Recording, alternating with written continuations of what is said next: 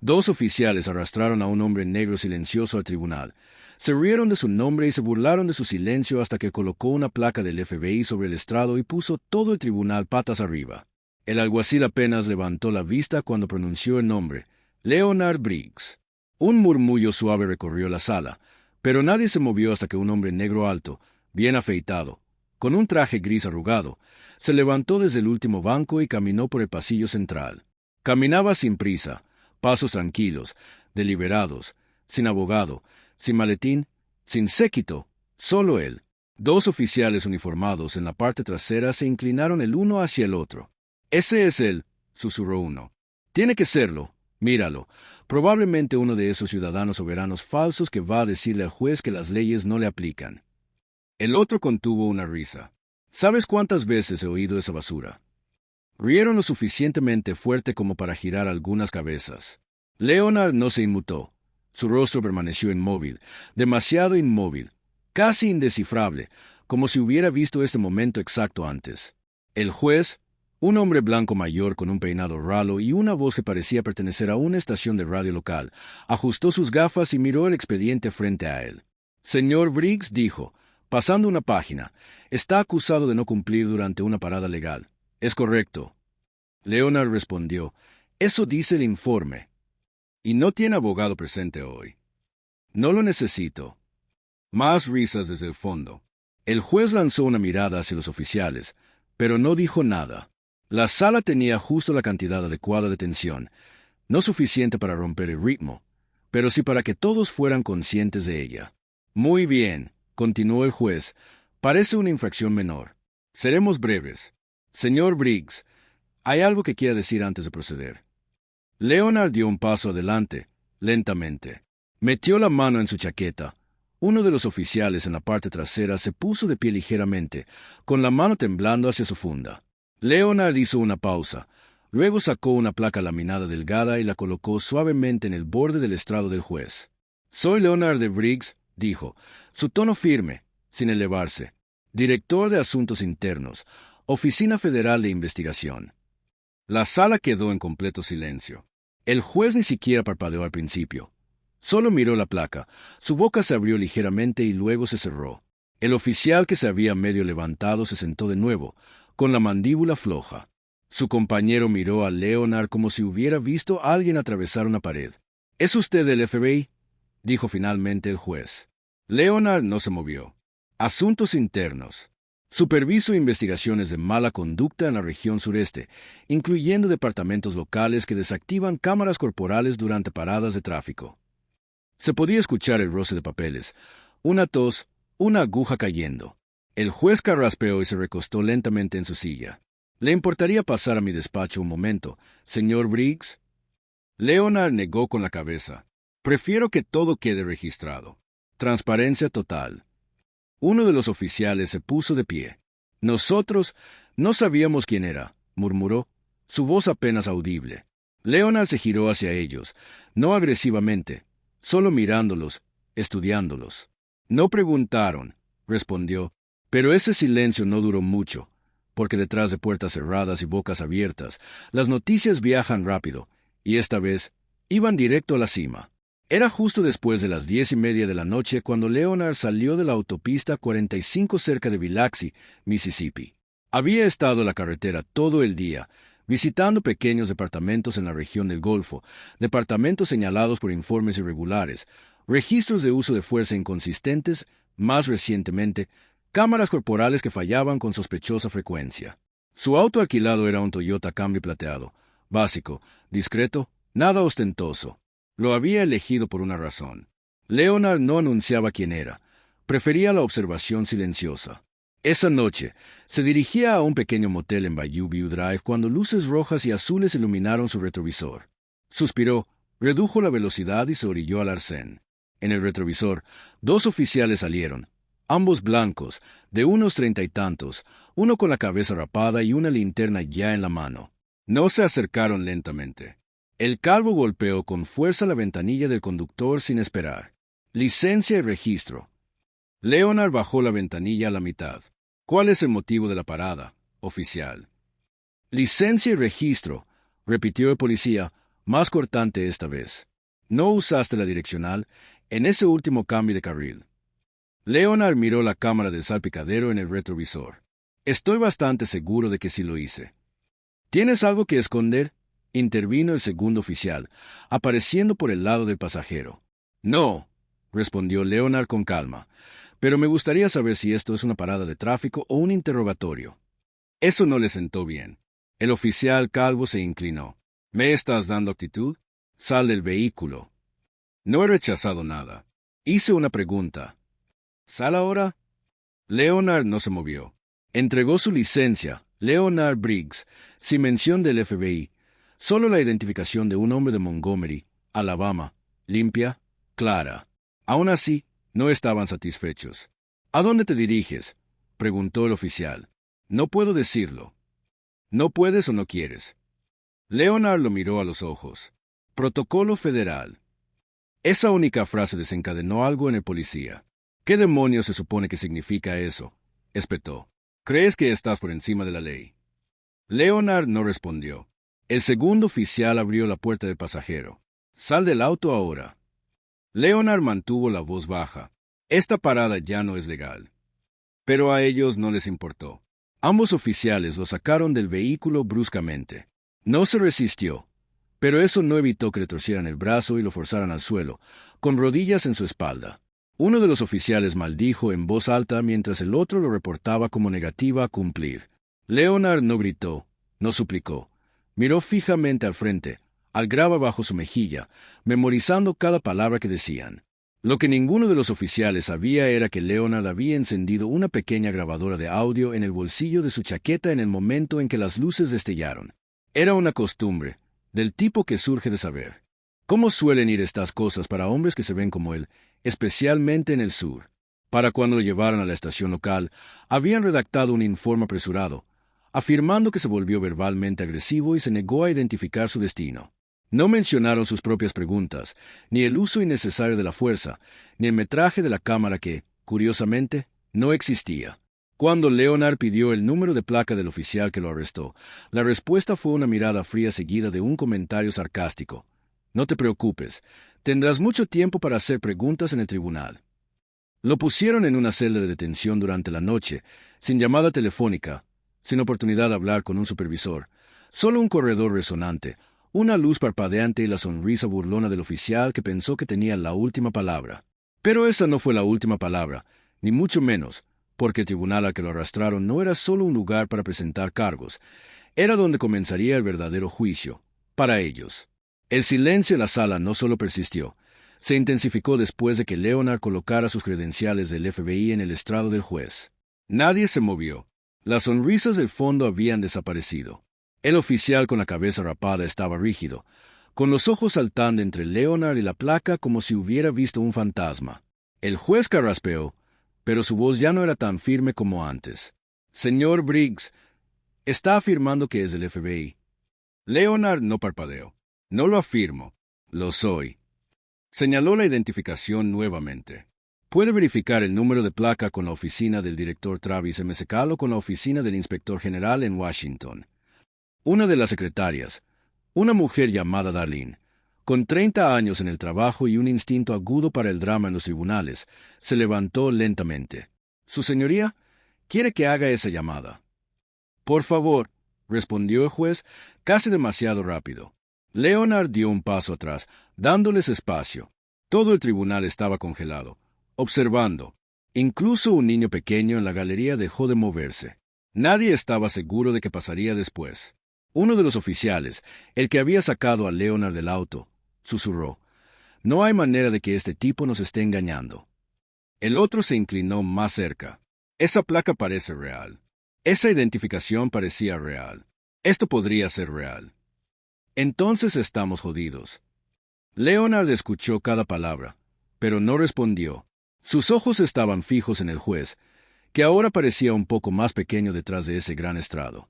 La secretaria regresó 5 minutos después, sosteniendo un pequeño cuaderno y mordiendo el interior de su mejilla. «Confirmado», dijo, sin siquiera mirar a los oficiales. «Es del FBI, Asuntos Internos, División Sureste. Lleva 27 años con ellos. El rango es válido». La sala se quedó quieta nuevamente, pero esta vez no era el silencio de la burla, era la vergüenza. De los ojos inquietos del juez, de la respiración superficial de los oficiales, del fiscal que de repente no tenía nada que decir. Leonard finalmente habló. «No vine aquí para causar una escena», dijo con calma. «Ni siquiera vine a presentar una queja. Estaba en una asignación, fuera de registro, viajando por departamentos bajo revisión. No ofrecí mi identificación porque no estaba obligado a hacerlo. Di mi licencia, permanecí tranquilo y seguí la ley». Su voz no se elevó, pero llenó la sala. «Fui agredido, arrojado al suelo, detenido durante horas sin causa. Mis derechos fueron ignorados. Pero documenté cada palabra y sé exactamente qué procedimientos se violaron». El juez se recostó en su silla, con las manos apretadas. «Señor Briggs, ¿yo?» «No estoy aquí por su disculpa», interrumpió Leonard. «Estoy aquí para solicitar que se desestimen los cargos de inmediato y que ambos oficiales sean puestos en licencia administrativa temporal, efectiva de inmediato, pendiente de una investigación federal». El fiscal abrió la boca, pero el juez levantó la mano. «Concedido». Ambos oficiales parecían atónitos. «¿Nos suspenden así como así?», dijo el calvo, casi gritando. El juez no respondió. Leonard se giró para enfrentarlos directamente. «Esto no es sobre mí», dijo. «Es sobre cada persona que han tratado como si no importara. Cada ciudadano que no tenía una placa para mostrar. Yo la tengo, y aún así terminé con la cara en el polvo». Uno de ellos dio un paso adelante. «Mira, no sabíamos quién eras. ¿De acuerdo? Si lo hubiéramos sabido». Leonard levantó la mano, deteniéndolo. «Ese es el problema». Pero Leonard no había terminado, ni mucho menos, porque la placa pudo haber silenciado la sala, pero la verdad aún estaba enterrada bajo papeleo, mentiras y el metraje de la cámara corporal que, convenientemente, no existía. La sala se vació rápidamente. La galería se dispersó como si hubieran presenciado algo radiactivo. Los dos oficiales se quedaron cerca de la salida, atónitos, con rostros pálidos e inciertos. Ninguno alcanzó su teléfono, ninguno dijo una palabra. Solo se quedaron allí, atrapados en la comprensión de que algo irreversible acababa de suceder. Afuera, la humedad de una mañana de Mississippi se adhería a todo. Leonard no se quedó. Caminó directo a su auto de alquiler. Se sentó en el asiento del conductor y, finalmente, dejó escapar un suspiro lento. No disfrutaba de momentos como este. No eran satisfactorios, eran pesados, porque significaban que alguien falló nuevamente. En el pequeño departamento al final de la calle, el sheriff Ricky Alboon estaba sentado detrás de su escritorio cuando llegó la llamada. «FBI», dijo, sosteniendo el teléfono contra su hombro. Ese tipo era del FBI. Su ayudante, Tamara Wells, estaba cerca de la puerta, con los brazos cruzados, expresión indescifrable. Ella había visto el informe de arresto. Algo en él nunca le pareció correcto. «Sí, señor». Vino la voz al otro lado de la línea. «Leonard Briggs, Asuntos Internos». Ricky se frotó la frente. «¿Me estás diciendo que dos de mis chicos arrestaron a un investigador federal y lo arrastraron al tribunal sin siquiera verificar sus credenciales?» «Sí, señor». Golpeó el teléfono y miró a Tamara. «¿Por qué demonios nadie me dijo que era del FBI?» Ella alzó una ceja. «Tal vez porque no lo trataron como tal». En el juzgado, el juez tuvo una reunión silenciosa a puerta cerrada, sin grabadoras, sin actas, solo susurros, rostros rojos y una preocupación abrumadora por lo que podría llegar a la prensa. Mientras tanto, Leonard ya estaba en el motel, sentado en la cama con su portátil abierto y una línea de llamada segura zumbando. La voz al otro lado era tranquila pero directa. «¿Estás bien?» «Estoy bien», respondió Leonard, «pero ellos no». «¿Cuál es la situación?» Él lo explicó. La par. Ada, la agresión, las cámaras corporales que nunca se encendieron, la detención nocturna. La voz al otro lado suspiró. «Es el primer informe de ese departamento». «No, hemos tenido 3 más en los últimos 18 meses. Todas las quejas fueron desestimadas. Un demandante se mudó de estado». «Entonces hagamos esto oficial. Comienza la inspección». Leonard asintió, aunque el otro hombre no podía verlo. «¿Quieres que lo mantenga en silencio?» «¿Ya no?» Más tarde ese día, el oficial Curtis, el de la cabeza rapada, intentó limpiar el desastre. Se presentó en la estación, tratando de parecer casual, pero todos notaron el cambio. La falsa calma en su paso, la forma en que evitaba los ojos de Tamara. Tocó la puerta del sheriff. ¿Tienes un minuto? Ricky no levantó la vista. Mejor que sea corto. Mira, no sabía quién era. Si lo hubiera sabido. No me importa si era un basurero o un fantasma. Curtis. No te dio ni una oportunidad, y aún así lo trajiste como si fuera un delincuente de la calle. Curtis dio un paso adelante. Me entró el pánico. Fue vago. Empezó a hablar de protocolos federales. Hemos visto identificaciones falsas antes, tipos tratando de hacerse pasar por federales. Ricky lo miró fijamente. ¿Y cuándo te dio una licencia real? Simplemente la ignoraste. Curtis no respondió. Ricky se inclinó hacia adelante. ¿Entiendes qué pasa si el DOJ envía un equipo aquí? Curtis miró al suelo. La cagué. Tamara, que había entrado a mitad de la conversación, cruzó los brazos. No solo la cagaste, pusiste a todos nosotros en el radar. Y tal vez ahí es donde deberíamos estar. Curtis la miró, atónito. ¿En serio? Estoy cansada de leer informes que no coinciden con los archivos de las cámaras corporales. Estoy cansada de ver a la gente salir de aquí más rota que cuando entró. Ricky no dijo nada. Solo se quedó allí, con la mandíbula tensa, el teléfono en la mano, pensando en cuántas cosas estaban a punto de salir a la luz. Pero si pensaban que lo peor ya había pasado, no habían visto el archivo que Leonard acababa de abrir en su portátil.